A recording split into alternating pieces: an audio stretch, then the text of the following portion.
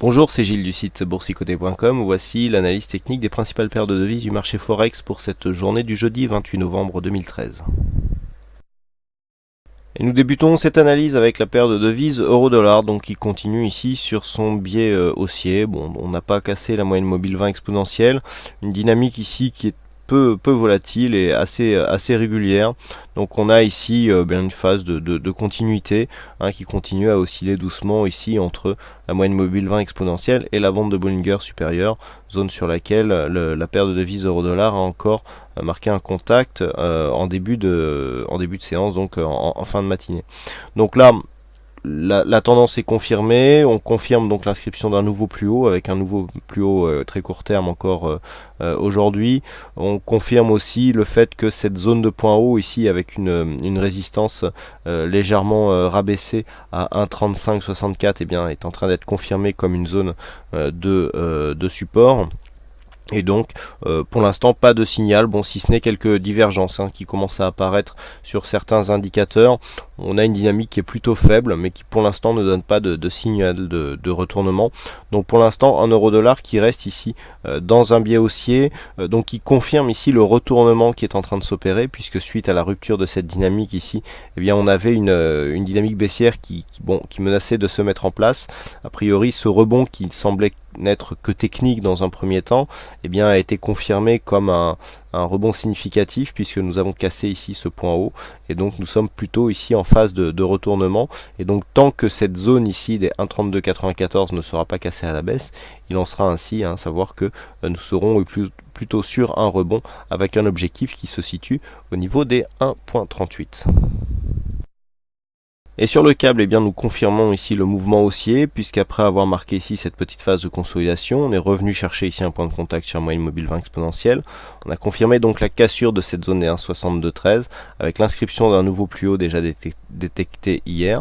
On est revenu ici sur une précédente zone de point haut. Je vous avais indiqué ici cette zone comme possible retour. On l'a touché, il s'en est fallu quelques pips pour revenir juste au contact ici de cette zone des 1,6256.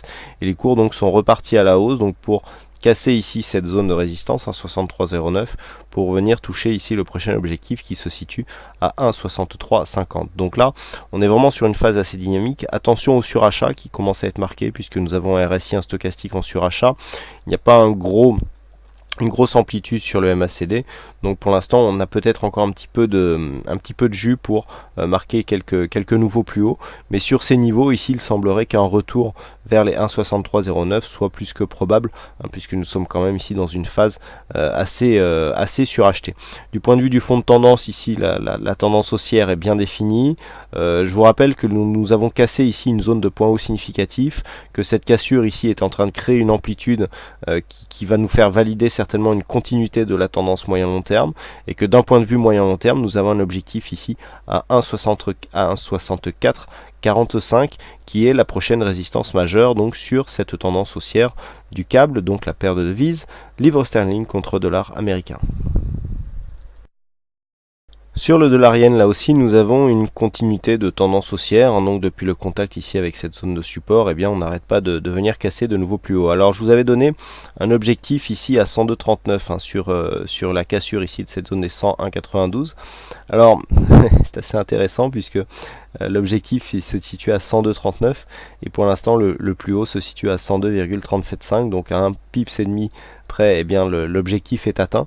Mais bon, ce que nous pouvons voir, c'est que suite à cette phase de consolidation et donc en traçant ici les extensions de Fibonacci à partir de cette phase de consolidation, eh bien l'objectif pour l'instant est relativement bien défini, et il semblerait que nous avons ici une zone intermédiaire à 102 yen 20 pour 1 dollar. Eh bien il semblerait que cette zone qui était précédemment résistance soit en train d'être confirmée comme une zone de support. On le voit bien ici sur cette phase où on vient casser ici, on inscrit ici cette zone de point haut, on revient chercher ici l'ancienne zone de point haut à 101,92 pour revenir casser ici et retrouver cette zone comme une zone de support. Quoi qu'il en soit, la dynamique semble faiblir un petit peu. On a quand même une configuration en surachat avec une faible amplitude, mais un MACD qui commence déjà à faiblir. Donc attention à une possible ici phase de consolidation un peu plus marquée. Bon, si on ne recasse pas ici les 101,92 avec trop de trop de véhémence, la phase de consolidation n'aura aucune incidence sur la dynamique actuelle, hein. On reste bien dans un flux haussier, et tant que l'on reste, je dirais, sur des contacts relativement peu appuyés sur la moyenne mobile 20 exponentielle, nous pourrons même considérer que cette tendance reste toujours aussi dynamique, hein. Donc toujours en tendance haussière sur le dollar yen, sur quand même une zone de surachat, donc éviter les achats sur cette zone. Il vaut mieux attendre ici un retour sur un point bas, mais une tendance qui est toujours confirmée avec des objectifs, hein, donc maintenant qui sont de plus en plus hauts, puisque le prochain objectif ici se situe à 103,34 yens pour 1 dollar.